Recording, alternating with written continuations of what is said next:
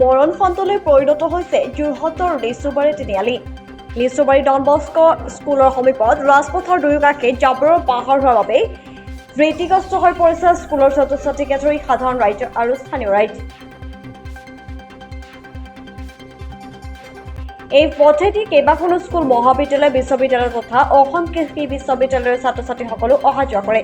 উক্ত পথেদি গোলাঘাট জিলালৈ অহা যোৱা কৰাৰ লগতে ঢেকীয়াজুলি, বৰকুলা আৰু চুবুৰীয়া ৰাজ্যৰ নাগালেণ্ডলৈও এই পথটোৱেদি সৰহসংখ্যক জনতা অহা যোৱা কৰে। নো পাৰ্কিং লিখিয়ে প্ৰশাসনে সামৰিছে দায়িত্ব। স্থানীয় ৰাইজে এই স্থানতে প্ৰতিদিনে বহুকেইটা সৰু বৰ দুৰ্ঘটনা সংঘটিত হৈছিল বুলিও জানিবলৈ দিয়ে।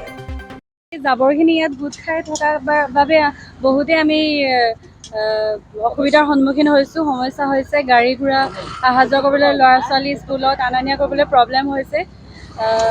যদি এইখিনি চাফা কৰি দিয়ে আমাৰ কাৰণে সুবিধা হ'ব। গতিকে অতি সোনকালে এই জাবৰৰ পাহাৰ নোহোৱা কৰি এক সুন্দৰ পথ কৰি তুলিবলৈ চৰকাৰ তথা প্ৰশাসনলৈ আহ্বান জনাইছে সাধাৰণ ৰাইজে।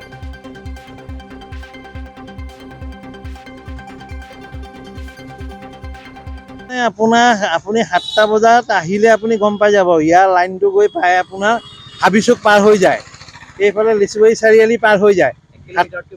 বেছি হয় 7টা বজাৰ পৰা 9টা বজালৈকে আপুনি খোজকাঢ়ি আহিব নোৱাৰে। আৰু প্ৰায় ইয়াত এক্সিডেণ্ট হৈ থাকে। বস্তুটো ইয়াত অভাৰলোড পৰি গৈছে। গতিকে গোটেই গোলাঘাট, নাগালেণ্ডৰ গাড়ী ঘোঁৰা, এইফালে এয়াৰফ'ৰ্চৰ যিখিনি মানুহ এয়াৰপৰ্টলৈ যায়, এগ্ৰিকালচাৰ আছে, আপোনাৰ গোটেই ৰৰৈয়া মানুহ এইটো ৰাস্তা দি অহা যোৱা কৰে। প্লাছ ইয়াত শিক্ষামূলক প্ৰতিষ্ঠান 4খনমান আছে। কেনেকৈ Lichubari Don Bosco, Baghchung Don Bosco, Carmel আছে, কনভেণ্ট আছে। গতিকে গোটেইখিনি এইটো ৰাস্তাই ব্যৱহাৰ কৰে। গতিকে ইয়াত যিটো ৰাতিপুৱা অৱস্থা হয় নহয়, আৰু গোটেই দিন এনেকৈ ভিৰ থাকে। আজিতো প্ৰায় এসপ্তাহমান হৈ গ'ল। এসপ্তাহমান হ'ল ইয়াত উঠোৱা দেই। ৰাস্তা ন এনেকৈ উঠাইছিলে, মইতো কৈছোঁ উঠাইছিলে লৈ যাব, কিন্তু তেনেকৈ আজি এসপ্তাহ আছে।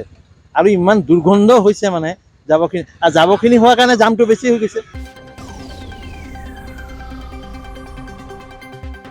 যোৰহাটৰ পৰা বিকি নিয়োগৰ ৰিপৰ্ট, প্ৰাতঃ টাইম ডিজিটেল।